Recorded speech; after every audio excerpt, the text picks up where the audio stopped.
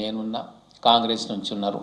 మేమందరం కూర్చొని అక్కడ జానారెడ్డి గారి ఆఫీసు ఉండే, ఏ బ్లాకా ఏదో అంటారు, మీకే తెలుసు, పాత సెక్రటరియట్లో, అక్కడ జే బ్లాక్, అక్కడ కింద గ్రౌండ్ ఫ్లోర్లో మేము మీటింగ్ పెట్టినాం. సుదీర్ఘమైన మీటింగ్ పెట్టి మొత్తం దీని ఖచ్చితంగా ఒత్తిడి పెంచాలి కిరణ్ కుమార్ రెడ్డి గారి మీద.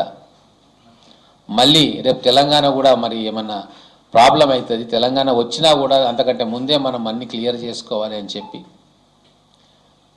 ఆ రోజు ఒక తీర్మానం చేసుకొని మంత్రులు కిరణ్ కుమార్ రెడ్డి గారి దగ్గరికి పోయి మేము కూడా రిప్రజెంట్ చేసినాం. అప్పుడు పాలమూరు రంగారెడ్డిది అడుగు ముందుకేసి, అంతకంటే ముందు 2009 ఎలక్షన్స్లో విఠలరావు గారు లెటర్ ఇచ్చిండ్రు. సో మొట్టమొదటి విఠలరావు గారు దాన్ని పుష్ చేస్తే ముఖ్యమంత్రి గారిని ఒప్పించే కార్యక్రమం మేమందరం కలిసి 3 మంత్రుల ఆధ్వర్యంలో చేసినాం. అప్పుడు కూడా అది జూరాల నుంచే. తర్వాత అధికారం బీఆర్ఎస్ వాళ్ళ అధికారంలోకి వచ్చారు, కేసీఆర్ ముఖ్యమంత్రి అయిండు. ముఖ్యమంత్రి అయిన తర్వాత కూడా మొత్తం రిపోర్ట్స్ అవన్నీ కూడా జూరాల నుంచే తీసుకోవాలని మొత్తం కూడా మాట్లాడినరు. అది మొత్తం ముఖ్యమంత్రి గారు టోటల్గా ఫైల్స్ అన్నీ కూడా ప్రజల సమక్షంలో పెట్టడం జరిగింది, పబ్లిక్ డొమైన్లో ఉన్నాయి. అటు తుమ్మిడిహట్టి నుంచి మేడిగడ్డకు షిఫ్ట్ అయింది, ఇటు జూరాల నుంచి శ్రీశైలం బ్యాక్వాటర్స్కి షిఫ్ట్. అంటే కేసీఆర్ గారు రెండింటి దగ్గర కూడా తెలంగాణ ప్రజలను మోసం చేసిండు. ఆ మోసం దాని ఫలితం వచ్చే తరం కూడా అనుభవించబోతా ఉంది. ఇది కొద్దిగా ప్రజలకు అర్థమవుతా ఉంది. ఎలక్షన్ కంటే ముందు కొంతమందికి అర్థమైంది, ఇప్పుడు ఎలక్షన్స్ తర్వాత 2 సంవత్సరాల తర్వాత పూర్తిగా అర్థమైపోయింది. వీళ్ళు అధికారానికి పనికిరారు, ప్రతిపక్ష పాత్రకు కూడా పనికిరారు. ఇంత దారుణమైన మోసం బహుశా చరిత్రలో ఏ వ్యక్తి కూడా తెలంగాణ ప్రజలకు చేయలే. నార్మల్గా దొంగతనం చేసి దొరికితే కామ్గా కూర్చుంటారు, కానీ ఈ దొంగలు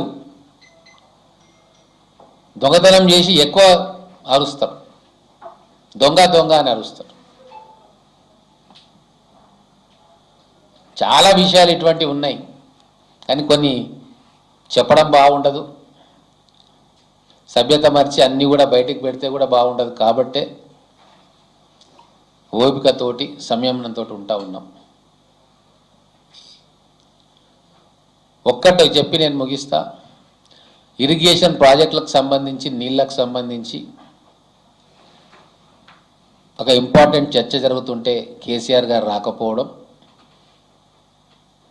ఆయన రాజకీయ సన్యాసం తీసుకోవాల్సిన టైం ఆసన్నమైంది అనేది చాలా స్పష్టంగా తేలిపోతూ ఉంది. అంటే ప్రజల పక్షాన నువ్వు మాట్లాడవు, నీకు అవసరం ఉండి అధికారం వస్తుంది అంటేనే బయటికి వెళ్తావు. ఇంకొక అంశం, హైదరాబాద్ నగరానికి సంబంధించి, ఇండస్ట్రీకి సంబంధించి, కొన్ని కోట్ల మంది ఉపాధికి సంబంధించి, పొల్యూషన్ సంబంధించిన అంశం వచ్చినప్పుడు కేటీఆర్ గారు సభలోకి వచ్చి మాట్లాడేదండి. ఏదైనా ఉండని, సెషన్ బాయ్కాట్ అయినా మళ్ళీ వచ్చి మాట్లాడితే ఏమవుతుంది? ఏం కాదు కదా.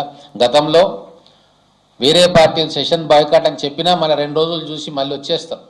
పబ్లిక్ మూడ్ ఇంత నెగిటివ్గా ఉంది అని తెలిసి కూడా, వీళ్ళని సోషల్ మీడియాలో విపరీతంగా ట్రోల్ చేస్తున్నారని తెలిసి కూడా ఒక మొండితనంతో సెషన్స్ మొత్తం బాయ్కాట్ చేసి కేటీఆర్ గారు అసెంబ్లీకి రాకపోవడం అనేది భవిష్యత్తులో ఆయన ఏ పదవికి కూడా అర్హుడు కాదని చెప్పి తనకు తానే చెప్పినట్టు అయ్యింది. చాలా ఇంపార్టెంట్ విషయాలు ఉండే, హెల్త్ పాలసీలో సూచనలు ఇచ్చేది ఉండే. పాప మహేశ్వర్ రెడ్డి గారు ఎన్నో సూచనలు ఇచ్చిండ్రు బీజేపీ ఈ పక్షం తరఫున, ఎంఐఎం పక్షం తరఫున అక్బరుద్దీన్ ఓవైసీ గారు కూడా ఎన్నో సూచనలు ఇచ్చిండ్రు. చాలా మంచిగా అనిపించింది. హైదరాబాద్ సంబంధించిన ఇష్యూల ప్రతి ఒక్క సభ్యుడు కూడా మాట్లాడతా అని చెప్పి వారికి తోచిన సూచనలు, లేదు ప్రభుత్వం చేస్తున్న పొరపాట్లను అసెంబ్లీ వేదికగా ఎత్తి చూపడం అనేది ఆహ్వానించదగ్గ పరిణామము, చాలా సంతోషకరమైన పరిణామం. అందుకే రాత్రి 10 అయినా కూడా మేమందరం కూడా సభలో కూర్చున్నాం. 2014 ముందు ఉన్న వాతావరణం ఏదైతే సంవాదం ద్వారా, డిబేట్స్ ద్వారా ప్రజల సమస్యలు చర్చించాలనో అది మళ్ళీ పునరావృతం అయ్యింది అన్నట్టుగా అనిపించింది. కానీ దురదృష్టం ఏంటంటే సంఖ్యాబలం బీఆర్ఎస్కి ఇచ్చిరు పబ్లిక్, సంఖ్యాబలం తక్కువ ఉన్నా కూడా ప్రజల పక్షాన బాధ్యతలు నెరవేరుస్తున్నారు బీజేపీ కావచ్చు, ఎంఐఎం కావచ్చు, సిపిఐ కావచ్చు. అంటే ప్రజలు 38 సీట్లు ఇచ్చి చాలా పొరపాటు చేసినారు అని చెప్పి ఈ అసెంబ్లీ సెషన్స్ చూసిన తర్వాత తెలంగాణ వ్యాప్తంగా ప్రజలు అనుకుంటా ఉన్నారు. సరే, అవినీతి ప్రాజెక్టులు విమర్శలు అవన్నీ ఒక ఎత్తు.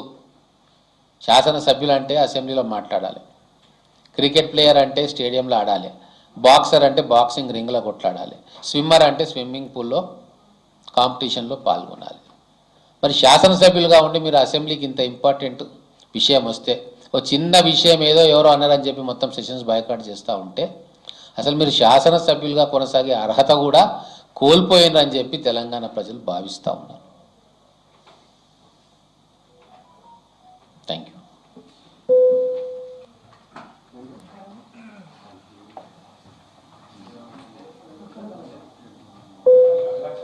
అడగండి.